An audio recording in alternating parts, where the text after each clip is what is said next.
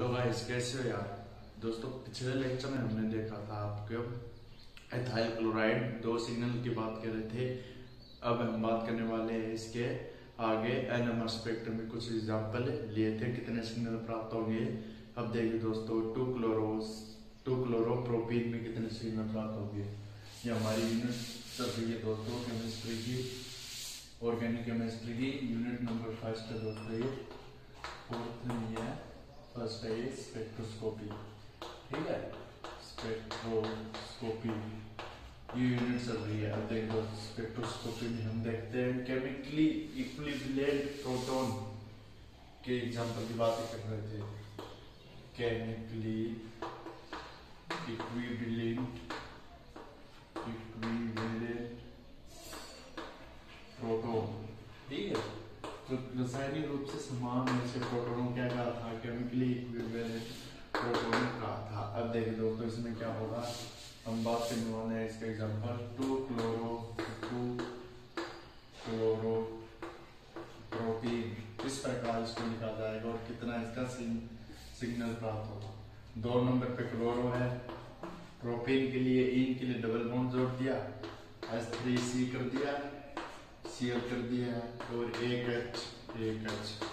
अब देखिए दोस्तों, सिग्नल किस प्रकार निकालेंगे।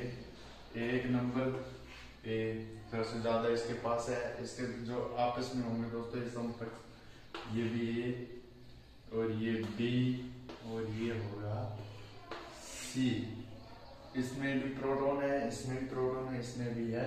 तो ये क्या हो जाएंगे दोस्तों, सिग्नल। इसमें कितने सिग्नल होते हैं, इसमें होते हैं 3। इस 3 सिग्नल दर्शाएगा टू क्लोरोप्रोपीन। इसे नोट डाउन करें दोस्तों जल्दी से। इसके बाद भी हम नेक्स्ट बात करने वाले हैं। टू क्लोरोप्रोपीन में 3 सिग्नल हो गए। अब आता है दोस्तों साइक्लोमीथेन। 4 नंबर साइक्लोमीथेन।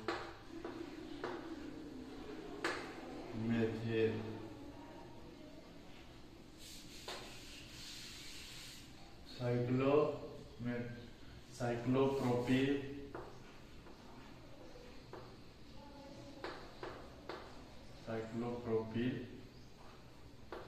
मीथेन, ठीक है। साइक्लोप्रोपिल मिथाइल, ठीक है, साइक्लोमिथाइल प्रोपिल। अब देखो दोस्तों, ये साइक्लो है 1 2 3। ये दोस्तों इस प्रकार से त्रिभुज का ये है साइक्लो, 1 कार्बन 2 3 कार्बन। प्रोपिल है दोस्तों साइक्लोप्रोपीन मिथाइल ग्रुप है। अब देखिए दोस्तों, CH3 जुड़ा हुआ है, मेथल ग्रुप हो गया। ये H, इसको A मानेंगे, इसको B मानेंगे। ये H है और ये H है। यहाँ पर H, यहाँ पर H, यहाँ पर H, यहाँ पर H। जो इधर ही इधर होंगे वो क्या होंगे, आपस में बराबर होंगे। ये B तो आ गया, ये C, ये भी C नंबरिंग करें, ये D और ये D। कितने होंगे total, A B C D 4 signal बराबर 4। तो आपसे कोई पूछ ले कितने सिग्नल होते हैं साइक्लोप्रोपीन मिथाइल में, तो इसमें होते हैं दोस्तों 4 सिग्नल। ये स्ट्रक्चर है उसकी उतार ले दोस्तों। अब देखें नेक्स्ट बात करने वाले हैं इसके बाद में जाइलिन की, पैराजाइलिन। उतार लिया दोस्तों, पैराजाइलिन। इसका एक और एग्जांपल, ये एग्जांपल मोस्ट है दोस्तों। इसमें कितने होते हैं, 2 सिग्नल प्राप्त होते हैं, सिर्फ 2 सिग्नल, ठीक है। 2 सिग्नल प्राप्त होंगे। किस प्रकार से, बेंजीन के ऊपर जाइलिन टेबल में CH3 समूह लगा हुआ हो, CH3 समूह एक ये रहा और यहाँ पर एक H ये रहा। तो ये A होगा पूरा ही पैराजाइलिन है दोस्तों। ये A, ये B होगा और ये क्या होगा दोस्तों, ये A, ये B। इसमें 2 सिग्नल प्राप्त होंगे। यहाँ पर H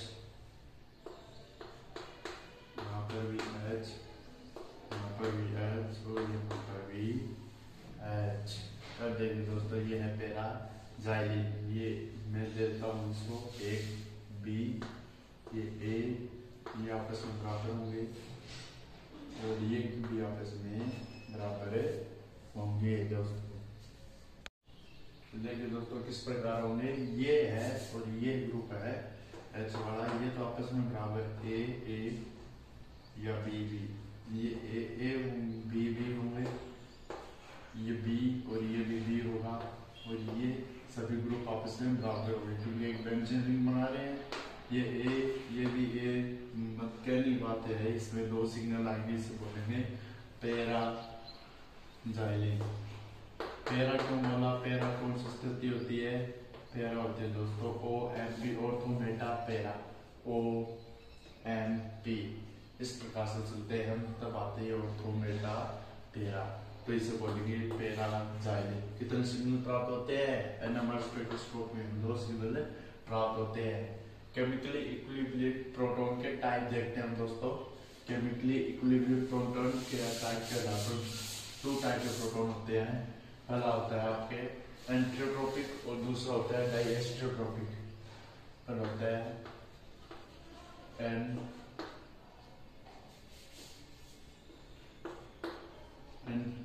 एंसियोट्रोपिक, दूसरा होता है इक्विवेलेंट प्रोटॉन के टाइप से, दूसरा होता है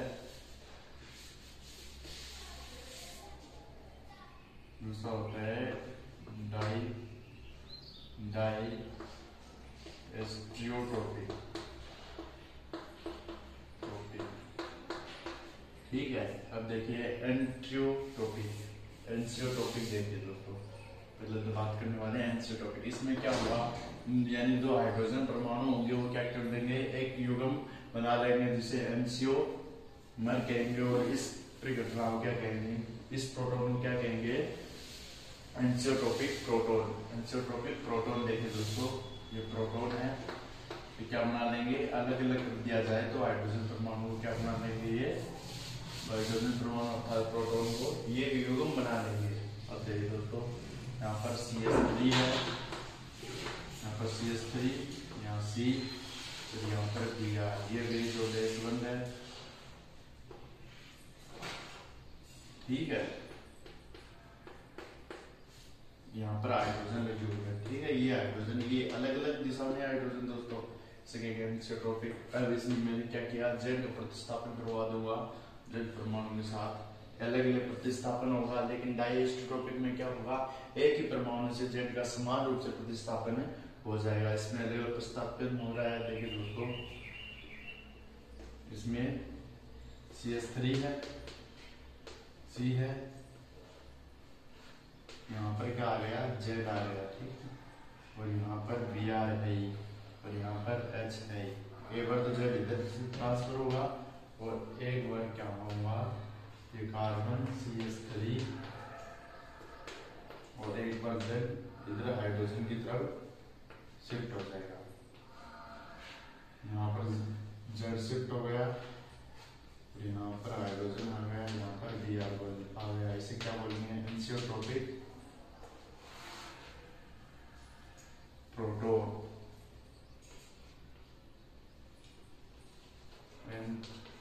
एंसियोट्रोपिक प्रोटॉन। ठीक है दोस्तों, इसमें क्या होगा, जैसे देखिए एंसियोट्रोपिक प्रोटॉन में जब दो हाइड्रोजन परमाणु को अलग अलग कर दिया जाए, जिसके मध्य उनका युग्म पेयर बन जाता है और इसे बोलेंगे आप एंसियोट्रोपिक, उससे बोलेंगे एंसियोट्रोपिक प्रोटॉन। इस परिघटना को अब देखिए डाइएस्टियोट्रोपिक प्रोटॉन। डाइएस्टियोट्रोपिक प्रोटॉन में क्या होगा दोस्तों, जेड का समान समूह से प्रतिस्थापन हो जाएगा, जेड द्वारा प्रोटॉन का समान समूह से प्रतिस्थापन हो जाएगा। देखिए दोस्तों, डाइएस्टियोट्रोपिक प्रोटॉन। ठीक है, डाइएस्टियोट्रोपिक प्रोटॉन समान समूह से क्या हो जाएगा, प्रतिस्थापन हो जाएगा। हमारे पास सिनेरियो ऐसा है दोस्तों, यहाँ पर H है, यहाँ पर Cl है, यहाँ पर H है और यहाँ पर Cl है। ठीक है, मैंने क्या किया, इसमें जेड को डाला, जेड द्वारा प्रतिस्थापन करा दिया तो समान समूह से प्रतिस्थापन होगा। जेड यहाँ पर क्या है, हाइड्रोजन तो दो Cl है, Br भी हो सकता है। देखिए दोस्तों Cl ले लिया तो यहाँ पर C double bond C H और यहाँ पर Z आ गया, ठीक है। समान समूह से प्रतिस्थापन हो रहा है, SCl आ गया। अब इसका क्या करते हैं, Z ऊपर नीचे Cl हो गया तो यहाँ पर C डबल बॉन्ड C, यहाँ पर एक बार Z आ जाएगा, यहाँ पर H आ जाएगा, यहाँ पर H आ जाएगा, यहाँ पर C आ जाएगा। समान समूह पर ही एक समूह पर इसके कारण क्या हुआ है, प्रतिस्थापन हुआ है Z का, तो इसे बोल रहे हैं डाइएस्टोट्रोपिक प्रोटॉन। डाइएस्टोट्रोपिक प्रोटॉन, ठीक है। ये है डाइएस्टोट्रोपिक प्रोटॉन। इसके बाद दोस्तों हम बात करने वाले हैं PNMR स्पेक्ट्रम की व्याख्या करेंगे कुछ संकुलों की PNMR स्पेक्ट्रम से व्याख्या।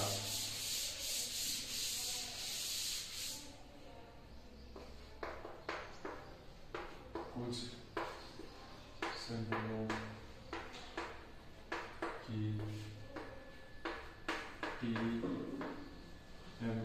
से व्याख्या। PMR क्या है, प्रोटॉन मैग्नेटिक रेजोनेंस, इससे व्याख्या करेंगे। पहले हम देते हैं एथेनॉल ब्रोमाइड।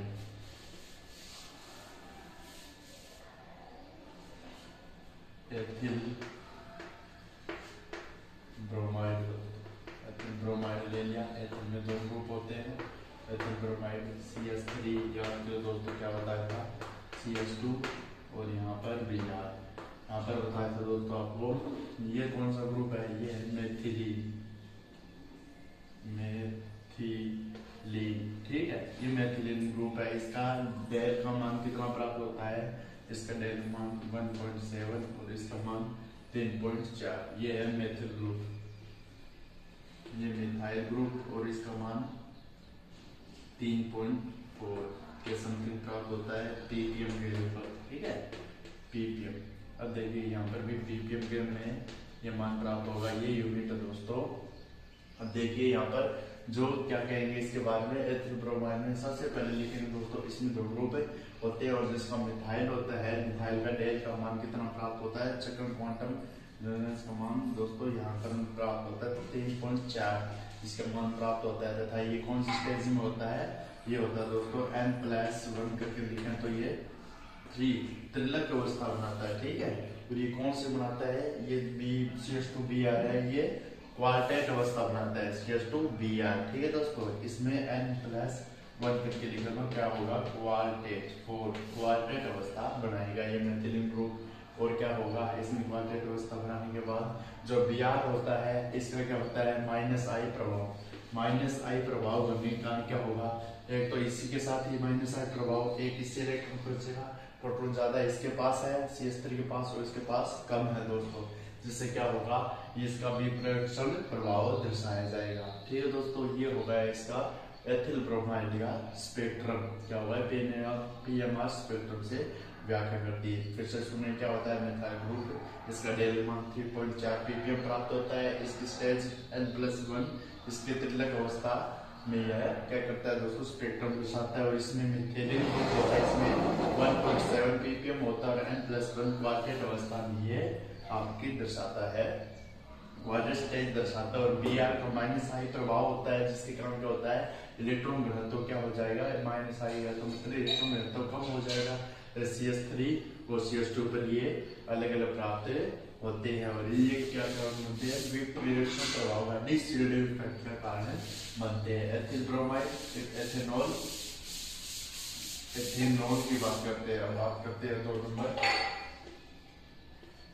एथेनॉल, ठीक है। एथेनॉल की बात करते हैं तो एथेनॉल होता है CH3 CH2OH, ठीक है, ये है एथेनॉल। एथेनॉल में क्या है, OH ग्रुप होता है दोस्तों। इसकी इफेक्ट क्या है, इसका ppm कितना, डेल का मान प्राप्त होता है दोस्तों, डेल्टा का मान प्राप्त होता है, इसका 1.1 ppm पर ये क्या दर्शाता है, स्पेक्ट्रम दर्शाता है, ठीक है। तो इसमें भी दोस्तों A और B वैसी मेथिलीन ग्रुप जुड़े हुए, लेकिन अब की बार क्या है, इसमें -I प्रभाव वाला समूह नहीं है। तो क्या होगा दोस्तों, इसमें जो ये है ना दोस्तों CH3 ये एथेनॉल क्या होता है, जब ये जलीय एथेनॉल को लिया जाता है तब तो ये क्या बनाता है, 1 लग स्टेज जलीय, ये जलीय OH ग्रुप होता है, एथेनॉल होता है, तो क्या बनाता है 1 लग एथेनॉल, 1 लग स्टेज दर्शाता है एथेनॉल, 1 लग बनाता है। अन्यथा ये क्या करता है CH2OH, ये क्या करता है CH2 इससे बॉन्ड खींचता है, CH2 क्या करता है H से बॉन्ड खींचता है और ये हमारे पास क्या प्राप्त होता है,